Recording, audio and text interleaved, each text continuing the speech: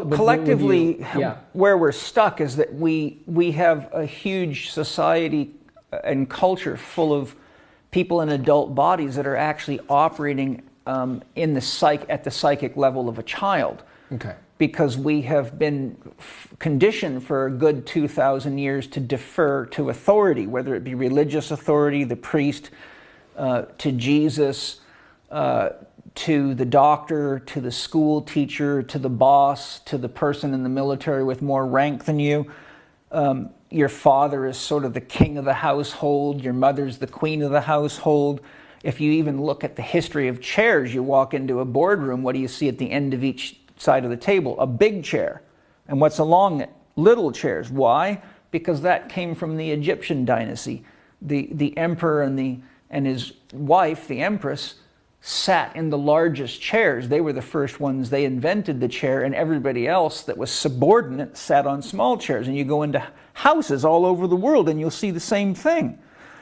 So we actually have been conditioned not only through religion and through military structures and through plantation owners, which is where slavery, was, that we need to follow everybody else's dictates. And anybody that has more knowledge or is a scientist or a bigger degree than us becomes a parent figure. And so we've got a whole population worldwide of people now that can't think for themselves. They go to school and they're taught what to think, but they're never taught how to think. My system teaches you how to think for yourself. So you make your own decisions, which means you're an adult. So ultimately what we have is a bunch of people that are highly programmed by corporations to use video games when they should be working, to eat junk food even when it's making them fat and making them sick. But because it's all backed by science, they just believe it even though the evidence is completely contradictory to it. What does that mean? It means you have children deferring their power of creativity to an external authority figure that's only real because they've believed it's real.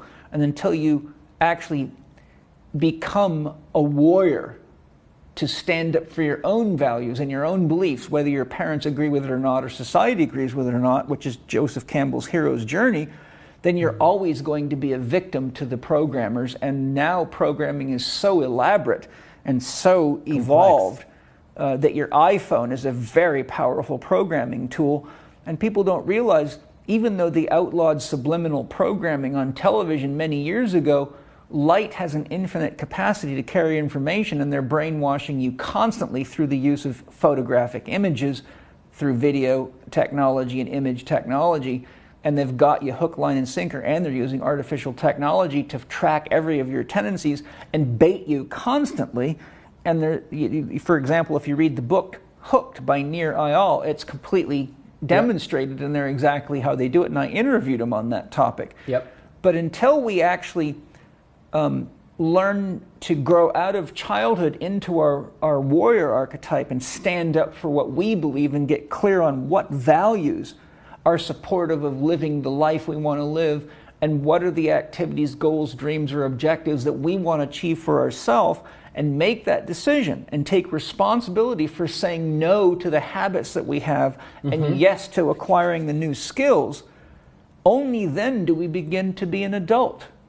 And if we're not an adult, then we're always in a subversive position or a submissive position. Like the have to. I have to, or it's not my fault, or someone else made me do it, or if I don't do it, I'll burn in hell, or my mom and dad will be upset at me, or the people in church will be upset at me because I am interested in Buddhism, so I have to keep that secret. That's all the position of a child. And an adult says, I choose to do, not I have to do.